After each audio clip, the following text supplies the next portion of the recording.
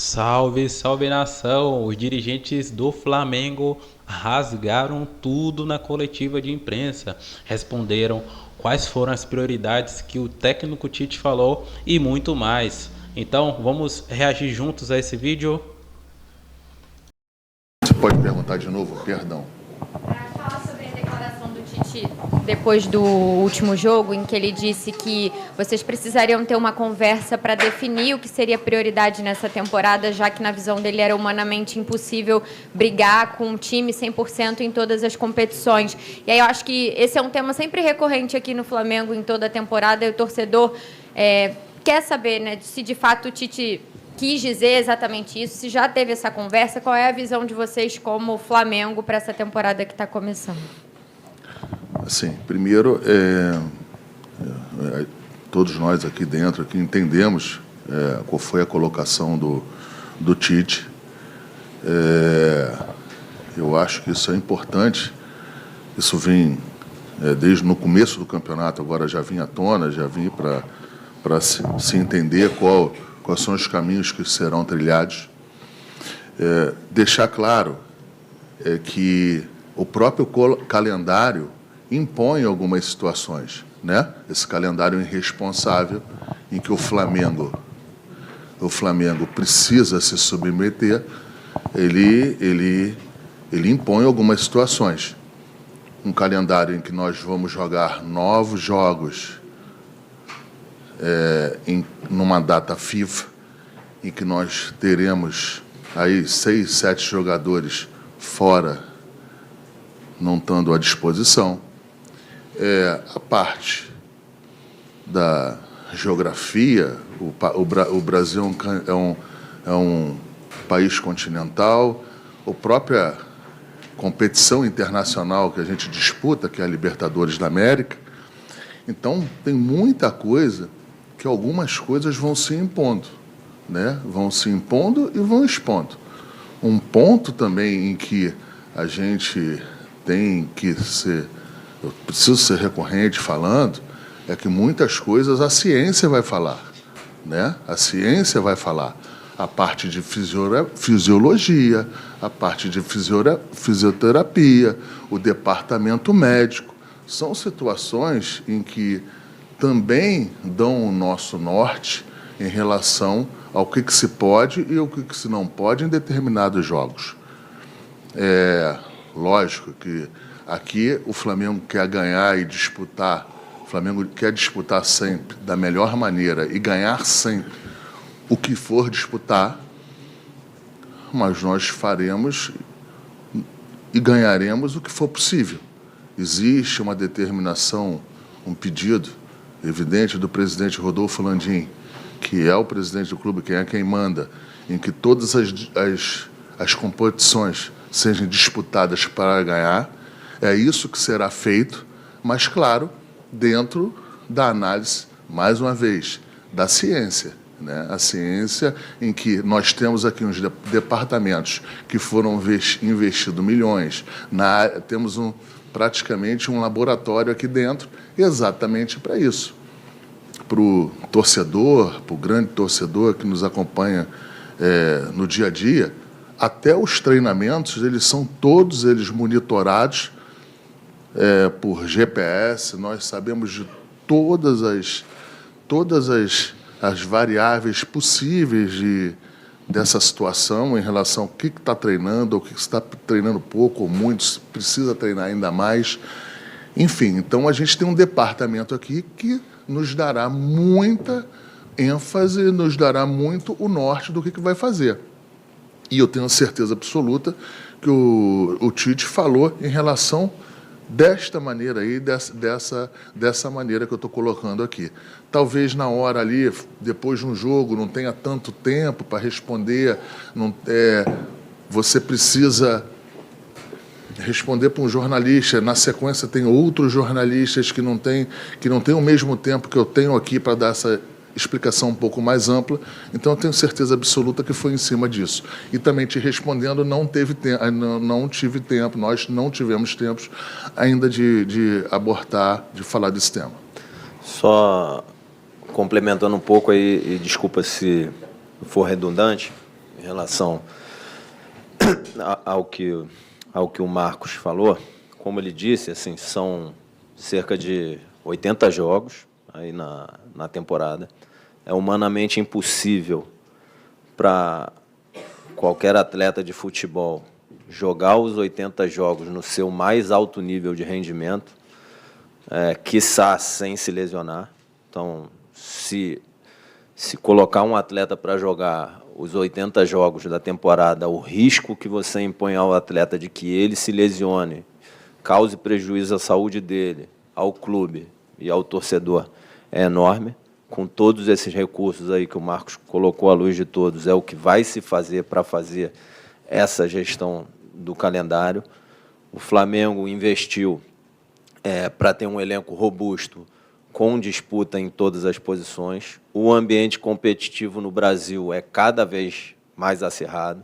Você tem clubes que têm folha de pagamento similares à do Flamengo. Do que eu me lembro aqui, Inter, São Paulo, Corinthians, Palmeiras, Atlético Mineiro, Botafogo, não me lembro se mais algum. Esses times têm folha de pagamento nos níveis ou até maiores que a folha de pagamento do Flamengo, que é um indicador de quão competitivos eles são. Não é só o recurso financeiro que é o que traz a competitividade, mas é um indicador. Então, você tem um calendário, você tem, como o Marcos disse, os 9 jogos da Copa América, que o Flamengo vai jogar desfalcado de 4, 5, 6, 7, 8 jogadores no seu elenco. E essa escolha de priorizar a Copa do Brasil, quem fez foi a CBF, não foi o Flamengo. O Flamengo, em toda competição que entra para disputar e ser campeão. Acho eu que a CBF fez uma escolha não esportiva, mas uma escolha com um olhar comercial, que acho que é uma competição que a CBF deve lucrar depois de distribuir premiação, logística, etc., ela deve lucrar uns 200, 300 milhões de reais ali, que deve sobrar no caixa da CBF. A escolha deve ter sido por causa disso. Isso é uma dedução minha, mas pode ser, pode não ser, porque do ponto de vista esportivo não faz sentido você tirar todos os atletas de seleção, que no Campeonato Brasileiro devem ser 40, dos clubes, e desprestigiar o campeonato, como a gente prometeu aqui, é a última vez que a gente vai tocar nesse tema antes do campeonato começar, mas a CBF rompeu um princípio que ela tinha e sempre defendeu, que era da isonomia esportiva, quando fez essa escolha. O Campeonato Brasileiro não tem isonomia esportiva, ele é mais difícil para os clubes que têm e desequilibrado para os clubes que têm seus atletas convocados para as seleções. Mas, voltando aqui, o Flamengo ele entra em todas as competições para ganhar. O calendário impõe, de acordo com a ciência, de acordo com o planejamento, determinadas escolhas. O Flamengo não vai deixar que o calendário escolha pelo Flamengo, que o calendário lesione atleta, com o Flamengo agindo de forma irresponsável. O Flamengo vai usar todos os recursos que tem para tomar as decisões de acordo com o que o calendário impõe. Vou dar um exemplo para vocês do que eu estou querendo dizer. E que eu acho que foi isso que o Tite comentou ali, e ele deixou claro. A gente deixou muito claro, desde o presidente, o Marcos, eu, que o estadual era de fundamental importância para o Flamengo. Uma competição que a gente disputa. Nos 6 anos da gestão do presidente Rodolfo Landim, o Flamengo chegou na final em todos os anos, ganhou 4 dos 6 estaduais, e era fundamental que tivessem todos focados aí nessas finais. O Flamengo jogou num sábado com o Nova Iguaçu, primeiro jogo da final. O Flamengo ganhou de 3-0. Do ponto de vista físico, o mental não precisa dizer, porque é uma final. A demanda mental de um jogo desse, de concentração ao longo da semana no próprio jogo, é absurda. Do ponto de vista físico, e que mostra o foco de todos, foi o jogo de maior demanda do grupo como um todo, de várias métricas. Vários atletas bateram recordes pessoais ali do ponto de vista físico nesse jogo. No dia seguinte, eles tiveram que se apresentar cedo aqui no CT, fizeram uma refeição rápida, foram para o aeroporto, viajamos todos para a Colômbia, uma viagem de 6 horas, né? 6 horas. Viagem de 6 horas, acho que de porta a porta entre 10 e 11 horas. Isso. E 2 dias depois, o time estava jogando a 2.600, 2.700 metros de altitude, um jogo de estreia na Libertadores, duríssimo. Ninguém pode achar em sã consciência que, com uma viagem de 11 horas de porta a porta, indo do nível do mar, numa determinada temperatura, depois de um jogo da maior demanda física e mental, desgaste que a gente tem aqui na temporada, que os jogadores vão render, todos eles, o máximo possível nesse jogo, sem tempo para descansar, sem tempo para treinar, sem tempo para preparar o jogo, com uma viagem dessa no meio. Então, determinadas decisões têm que ser tomadas à luz da ciência, da parte técnica, tática, física, mental, com o que o treinador tem e todo o staff aqui o clube oferece, e também determinadas questões que não têm a ver com relação de jogo, com escalação, com tática, etc., compartilhadas com a direção, para que se tome determinadas decisões. Sendo bem claro, assim, e indo direto, detalhando um pouquinho mais, é isso. E, de novo, para terminar, o calendário não vai tomar decisão pelo Flamengo. O Flamengo vai tomar as decisões que tiver que tomar para preservar a saúde dos atletas e extrair o maior rendimento possível do grupo. Marcos, Bruno, aqui. Voltando um pouco no tempo, em 2019, para ser mais específico, em maio, o Flamengo foi ao Bangu e contratou o João Lucas. Foi a última vez que o Flamengo fez esse movimento de contratar algum jogador que estivesse destacando no Campeonato Carioca. E de lá para cá, muita coisa aconteceu. Geralmente, o Flamengo é notabilizado como o time brasileiro que faz as grandes contratações e agora faz novamente esse movimento. Queria que vocês falassem um pouco disso, da importância, de um modo geral, de se abastecer com essas equipes de menor investimento, que estão aí de sol a sol, jogando o Campeonato Carioca. O Carlinhos, possivelmente, estava em pré-temporada desde novembro, justamente para falar sobre essas alternativas. Geralmente, muito se espera do Flamengo indo na Europa, indo nos vizinhos aqui da América do Sul, mas dessa vez conseguiu uma solução, ou pelo menos expectativa de uma solução doméstica aqui no Campeonato Estadual. Obrigado. Assim, falando um pouco em relação ao mercado, deixar claro que o Flamengo, pelo menos a gente aqui, o Flamengo não tem nenhum preconceito em relação ao jogador que esteja ou no Brasil, ou disputando algum estadual, ou num time menor. A nossa decisão, a nossa análise para depois efetivar alguma compra, ela é mais ampla, ela passa por outras situações. Mas deixar claro assim, que até nos times menores, quando o Flamengo vai fazer uma análise, vai fazer alguns pedidos de informação, para a gente as coisas são dificultadas um pouco mais em relação à parte financeira, né? É normal isso, é do jogo, a gente já falou aqui em outros momentos. E aí o Flamengo analisa e se posiciona. Com o João Lucas, foi isso. O jogador é um jogador que deu certo aqui, jogou Libertadores da América, se não me engano, foi campeão com a gente, em vários torneios importantes aqui. Foi para o Cuiabá, depois foi para o Santos. Enfim, então não é o que eu quero para o Carlinhos. Eu quero contratar o Carlinhos e que ele continue aqui mais tempo que o João Lucas. Mas eu quero que ele dê certo, como o João Lucas deu em relação a ajudar o Flamengo nas competições quando foi requisitado. E é isso que a gente espera de qualquer contratação nossa, independente do tamanho do clube ou o tamanho da história do próprio jogador. E complementando, assim, o Flamengo contratou jogadores de praticamente todos os mercados e contratou jogador da América do Sul, contratou jogador do Brasil, contratou jogador dos Estados Unidos, contratou jogador da Europa, contratou jogador de clube de menor investimento, contratou jogador de clube de Série A, contratou jogador livre, contratou jogador emprestado, que deu certo aqui. Enfim, contratou jogador de uma faixa menor de investimento que hoje está na seleção brasileira.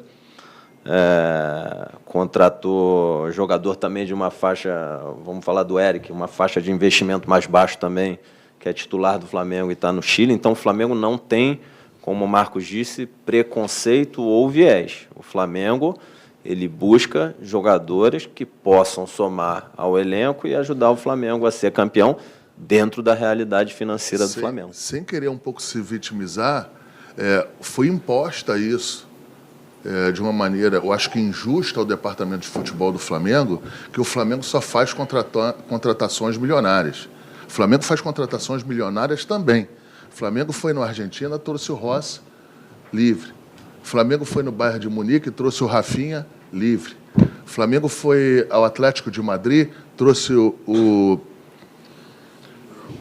Felipe Luiz livre. E assim, eu vou ser injusto falando algumas coisas. O Flamengo foi no Cruzeiro e trouxe o Arrascaeta pagando uma quantia impensável no jogador aqui internamente com o clube brasileiro. O Flamengo trouxe por empréstimo Gabigol e Pedro. Thiago Maia, e depois efetivou as compras, foram efetivadas as compras. Então, o Flamengo aqui fez uma política nos últimos 5 anos e 3 meses, que é o que eu posso falar aqui, sempre com o comando do presidente Rodolfo Landim, de maneiras diversas. A gente trouxe muito jogador que não tinha vínculo vínculo que eu digo é que não precisou pagar o jogador que estava praticamente liberado. Gustavo Henrique veio livre. Então, falava que a gente não foi na América do Sul. A gente foi para a América do Sul também. Quando foi possível, a gente foi. Então, quando foi possível, a gente foi no Bangu. Agora a gente foi no Nova Iguaçu. Então, assim, estou aproveitando que foi imposto alguns carimbos aqui no departamento de futebol que, ao meu ver, foram injustos e que a gente... Injustos, mas com...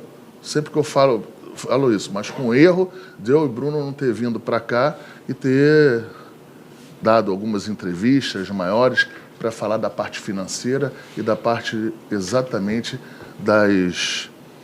de como foram feitas essas contratações na parte de mercado. Próximo. Boa tarde, Marcos, Bruno, aqui no meio, Gabriel Alfa, canal Paparazzo Rubro Negro. Queria saber de vocês sobre o jogador que pertence ao Flamengo, mas que está emprestado, que é o Hugo Souza, que está se destacando lá no Chaves de Portugal. Tem uma partida muito boa contra o Benfica, pegou 3 pênaltis. Queria saber como que vocês estão enxergando essa situação do Hugo Souza, se o Chaves já demonstrou interesse, né? Eles têm a opção de exercer a compra dele, se o Chaves já demonstrou interesse, ou se tem a possibilidade dele voltar aqui ao Flamengo ao término do seu contrato com o clube português. Obrigado. É um empréstimo, o detentor é o Flamengo. Caso acabe o empréstimo e não tenha mercado, a gente respeita o contrato, ele volta. Mas, para deixar claro para você, na nossa cabeça, nesse primeiro momento, a gente não conta com o jogador. A gente trouxe o Rossi, tem um reserva em que a gente acha de altíssima qualidade, tem um menino da base já está super enturmado aqui, que ele já está mais do que equacionado em relação ao ambiente. Então, a gente, nesse primeiro momento, a gente não vê como uma possibilidade da volta dele, a não ser que aconteça uma situação de mercado em que não tenha, que eu acho muito pouco provável, até pelas atuações dele, até pela estatura dele, até pelo amadurecimento dele já fora daqui. Eu pessoalmente gosto muito dele e que ele tenha uma sequência de carreira ainda melhor que ele teve até agora. Boa tarde, Bruno, Marcos. Voltando um pouco na pergunta da Monique, o Bruno falou que vocês deixaram claro que o estadual era fundamental no planejamento e tudo mais. E aí vocês explicaram já que a ciência que vai falar e tudo mais. Mas existe alguma prioridade? Assim, a diretoria entende que algum dos campeonatos que vem pela frente é uma prioridade ou isso não vai ser levado em consideração, vai ser mesmo a questão da ciência? E assim, aí lembrando, os treinadores mais recentes, por exemplo, o Jesus ele não gostava muito de poupar. Já o Dorival tinha um time das Copas e tudo mais. Aí, se vocês puderem falar um pouco sobre como é o processo... Jesus não gostava de poupar, mas poupava. Só que vocês não falam que ele poupava. Mas o Bruno vai falar desse assunto. Deixa eu dar um pouquinho de número. Mas assim, só para complementar, como é que é o processo? Vocês deixam... É uma coisa que... Vocês dão a liberdade para o treinador ou existe também uma orientação da gestão? 200% decisão do treinador e comissão técnica. Então, vamos lá. O próprio Jorge, em 2019, isso é número, tá? Isso não é chute, não é nada. Eu não estou dizendo que ele não repetiu o time, mas se você pegar o time de domingo para quarta, de quarta para domingo, sempre o time do jogo seguinte contra o anterior, acho que ele não repetiu praticamente nenhum. Em média, ele trocava 3 a 4 jogadores por partida. No jogo contra o Grêmio, na terça, antes da final da Libertadores, ele trocou 9 jogadores e deixou os 9 do Rio de Janeiro preparando para a final da Libertadores. Rogério Ceni também era entre 3 e 4 jogadores ali. Renato, acho que por volta disso também. O Dorival já era em torno de 7. Tá? Então, cada um tem uma estratégia. É óbvio que o que a gente procura fazer é montar um elenco que tenha capacidade de enfrentar os desafios da temporada, de acordo com o calendário. O Flamengo entra para disputar todos os títulos, mas o que o Tite colocou e o que a gente coloca é humanamente impossível.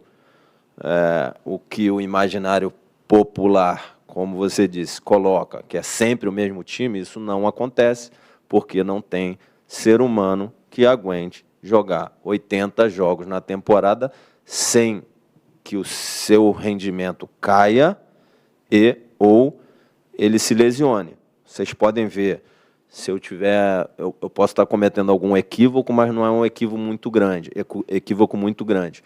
O próprio Palmeiras, nas 3 últimas finais do Campeonato Paulista, ele colocou 11 reservas para jogar no jogo da Libertadores entre as 2 finais do Campeonato Paulista.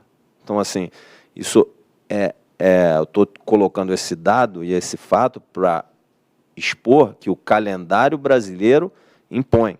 Então, quando um atleta joga um jogo domingo, outro quarta e outro sábado, a queda de rendimento no terceiro jogo é um negócio absurdo. E aí você vai jogar o terceiro jogo contra o time que teve uma semana livre, é uma queda absurda. Então, tem determinadas decisões que têm que ser tomadas à luz da ciência, etc. E, nesse sentido, essas decisões, óbvio, precisam ser discutidas também. Algumas, né, nada que tenha a ver com relação de jogo, nem que tenha a ver com escalação, isso aí é 100% do treinador. Algumas precisam ser discutidas também com a direção, mas colocando de novo aqui, se fosse possível, óbvio que a gente gostaria que se jogasse sempre da mesma forma os 80 jogos, mas não é humanamente possível. Boa tarde, Brian. Boa tarde, Bruno. Marcos, eu queria perguntar em relação ao campeonato que você tem um carinho especial, acredito que o Bruno também, você foi campeão 3 vezes, ele 2, o Tite foi campeão 3 vezes. Até o Bruno já falou da questão que não há isonomia por conta do que ele acha que uma escolha da CBF acabou causando esse desequilíbrio esportivo. Mas como se planejar para fazer que o Flamengo volte a conquistar, ou pelo menos que dispute fortemente o Campeonato Brasileiro até o final, já que o Flamengo não lidera o Brasileiro desde a última rodada do Campeonato Brasileiro de 2020. Obrigado. Fred, isso... Alô? Fred, esse dado que você falou aí da última vez que o Flamengo foi líder, a gente falou aqui, já dentro aqui. É um dado que muito importante e que nos preocupa, né? 2020 foi a última vez que a gente... Foi isso, né? Que a gente foi líder aqui. Nos preocupa. Agora, em relação a campeonato, você vai analisando e vai vendo o que é possível fazer para você analisar o teu poder decisório. E isso aí não deverá ser feito, sem a análise da parte da ciência e no dia a dia, você ir vendo e checando isso no dia a dia. Eu não posso falar hoje o que vai ser prioridade. Hoje o Flamengo não tem prioridade. A prioridade do Flamengo hoje, ela é no sentido de o que disputar ganhar. Quando eu falo isso, nada tem a ver com diferente do que o Tite falou. Senão amanhã já vai sair que o Tite falou um negócio, sai outro. Nada disso. Apenas é que a gente precisa de embasamento da ciência para ir tomando as decisões. E é nesse sentido que o Tite falou. Tenho certeza absoluta. E aí ele vai conversar. Agora, o fato, mais uma vez, o fato da CBF nos tirar 8 ou 9 jogadores, 4 ou 5 titulares, de um campeonato duríssimo, em que o percentual é enorme de número de jogos, são 9 jogos, né? Eu acho que a CBF também a CBF que está priorizando, não é a gente que tem prioridade de absolutamente nada.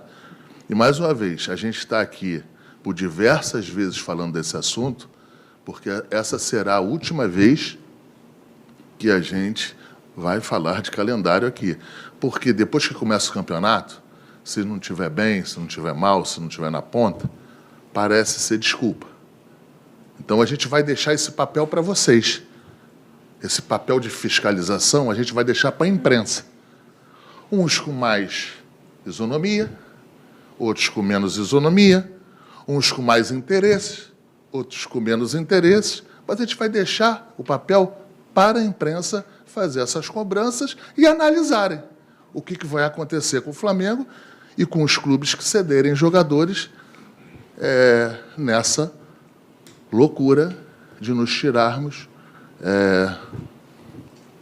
essa quantidade de jogadores dentro de um campeonato continental e duríssimo. Braz, aqui. Boa tarde, Bruno.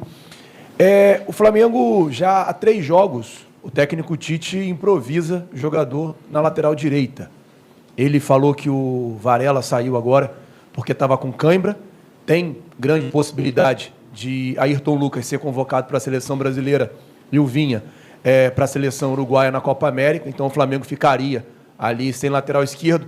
Uma semana faltando para a janela interna fechar. Queria saber de vocês se tem algum movimento de vocês para contratar jogadores para essa posição e se teve algum pedido do Tite para contratar em alguma outra posição do campo. Obrigado. Não teve nenhuma movimentação do Flamengo e também não teve, a princípio, nenhuma solicitação do Tite para repor aí dentro dessa situação que você acabou de falar, até porque não adianta chegar a trazer o jogador, porque eu vou ter que prestar atenção se ele é de seleção ou não. Porque se for de seleção, a gente vai ficar no mesmo problema. Ele é convocado e eu fico sem um jogador. Aí eu subo para 10, 9, 10. Então não adianta. Na verdade, o que está sendo imposto ao Flamengo é o Flamengo fazer contratação em uma outra prateleira. E o Flamengo não vai fazer. É isso que foi imposto ao Flamengo. Fazer contratação em uma outra prateleira.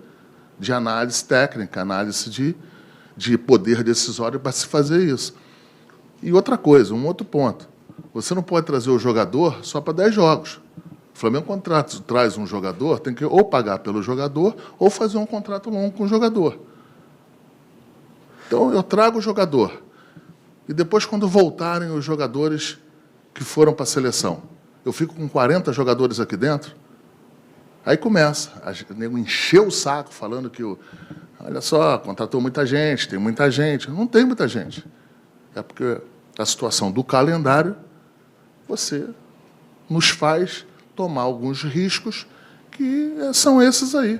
E outra, para completar, como é que eu vou Marcos e eu, presidente, vamos adivinhar como que o jogador vai performar até a Copa América e a cabeça do treinador da seleção do Chile, do Uruguai, da Argentina, do Brasil. Como que eu vou adivinhar a cabeça deles, quem é que vai ser convocado para planejar elenco?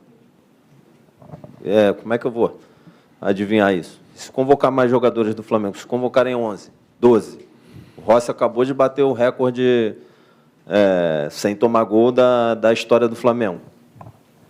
Guilherme, nos 30 maiores países do futebol, nos 30 maiores, o único lugar que não para é aqui. O único lugar que não para é no Brasil. Então a gente está certo e os outros 29 estão errados. A Inglaterra está errada, a Espanha está errada, a França está errada, está certo o Brasil. Então, assim... E assim... Temos que conviver com isso. Para terminar, o interesse dos clubes, 13 da Série A, foi que não se tivesse jogo dentro da Copa América. Os clubes deixaram isso claro. A CBF, entendo que por interesse comercial, protegeu a Copa do Brasil. O mínimo que ela poderia fazer é pegar os 200, 300 milhões lá de lucro que ela tem da Copa do Brasil e distribuir para os clubes que são prejudicados. E aí, pelo menos, ia amenizar, ajudar os clubes a compensar a perda desses atletas que vão para as seleções. Aí. E eu vou te pedir, coisa poderia fazer. Como você é um canal independente, que é você que faz as análises do que tem que entrar em pauta ou não, que não esqueça disso. Você vai fazer um bem para o futebol brasileiro, você vai fazer um bem para os principais times aqui do Brasil. Não esqueça, bote isso em sempre pauta, porque a gente não vai poder fazer exatamente pelo fato de começar a cair na mesmice de uma desculpa. Então, faça isso, se você puder, que você vai estar contribuindo com o futebol brasileiro. Tenha certeza disso. Marcos e Bruno, aqui. Até aproveitando o gancho, já que isso tem sido realmente o tema da coletiva de imprensa de vocês dois, como é que é o diálogo com a CBF? Qual foi a última conversa que vocês tiveram, então, com a entidade? A resposta, um posicionamento? Vocês têm diálogo nesse momento para resolver e achar uma solução, talvez? Ou não tem nenhum parecer da CBF em relação a isso? Eu queria saber justamente como está essa relação do Flamengo com a CBF, porque são várias as coletivas que vocês reclamam sobre isso, não só vocês também, mas outros clubes também reclamam sobre essa ausência de jogadores durante a Copa América ou amistosos. E eu queria saber o que a própria entidade fala com vocês, qual é o parecer, posição deles. Não, a entidade negou a solicitação do Flamengo e de outros tantos clubes do futebol brasileiro. Foi isso. Ela disse que entende mais do interesse dos clubes que os próprios clubes entendem do seu interesse. Ela disse que a Copa do Brasil é mais importante, porque é um torneio de mata-mata, você tirar jogador num torneio de mata-mata iria prejudicar um negócio que não teria volta, mas você tirar também um jogador de 25% do campeonato, você decide um campeonato. E, para completar, a Copa do Brasil ela não paga tanto assim como as pessoas entendem. A Copa do Brasil ela paga bem para quem chega na final. Para quem não chega na final, um estadual paga mais. Então, assim, até do ponto de vista da relevância financeira, um clube paulista, por exemplo, de alto investimento, ele ganha muito mais no Campeonato Paulista do que normalmente ganha na Copa do Brasil, a não ser que chegue na final. Um clube, os 4 grandes do Rio, o Vasco eu não sei se assinou ou não, enfim, mas os grandes do Rio, de forma geral, vão ser melhor remunerados no estadual do que na Copa do Brasil, exceto se chegarem na final. Então, assim, nem do ponto de vista financeiro, é verdade a afirmação da CBF. Eu entendo, assim, a gente está olhando sempre aqui as coisas do ponto de vista esportivo. Mas o que os clubes deixaram muito claro para a CBF, 13 clubes da Série A, é que os clubes preferiam que o Campeonato Brasileiro não fosse afetado dessa forma pela Copa América. A CBF disse que entende mais do interesse dos clubes brasileiros do que os próprios clubes. Então, assim, não creio que entenda mais do interesse de cada clube do que cada um de seus presidentes. Mas, assim, a CBF, sim, respondeu, colocou suas razões. No final das contas, o que a CBF diz assim, eu que decido, o direito é meu, o calendário faço eu, e ponto final. Marcos, Bruno, última pergunta aqui. Boa tarde, Bruno. Boa tarde, Marcos. Léo José, do Coluna do Fla. Nessa janela do começo de ano, vocês foram atrás do Luiz Henrique, do Botafogo, até por uma conversa com a comissão técnica em relação ao novo ponta-direita para o elenco, né? E, ultimamente, o Tite ele colocou o Bruno Henrique, já está puxando algumas opções ao Luiz Araújo. A pergunta é, para essa janela agora de abril, ou até mesmo para do meio do ano, vocês estão pensando na contratação de algum novo ponta-direita? Eu vou responder para a janela de abril. Não. A janela de abril, não. Agora, para frente... A janela de julho não tem... Até porque você não sabe se a gente vai perder algum jogador, se tem algum clube gigante querendo algum jogador do Flamengo. A gente não tem a informação de outra... A gente monitora até bem isso aí. A gente monitora muito bem isso aí. É um trabalho que não aparece, mas a gente monitora muito. Só que eu acho que a janela do meio do ano ainda está muito cedo para a gente falar. Já a janela que vai fechar no dia 19, eu posso te falar que não. Assim, para a janela do meio do ano, a gente não tem diagnóstico, planejamento. Acho que é por isso que não tem, entendeu? E completando ali, você tem uma série de atletas que que disputam posição com o Luiz ali pela direita e que ocuparam aquele espaço ali nas alternativas que vocês podem ver que o Tite fez ao longo dos jogos. Quando o Bruno falou de planejamento, é específico dessa posição, desse lugar, nessa posição que você falou. Isso aí. E aí você tem o Bruno jogando ali, Cebola, Vitor Hugo, Matheus Gonçalves, várias alternativas ali que o Tite utilizou nessa posição e que estão disputando com o Luiz. De novo, hoje, dentro do elenco, tem disputa em todas as posições. Todas, absolutamente todas. Muito obrigado, Marcos. Bruno, obrigado a... Então é isso, galera. Obrigado por ter assistido o vídeo até o final. Tamo junto e até a próxima.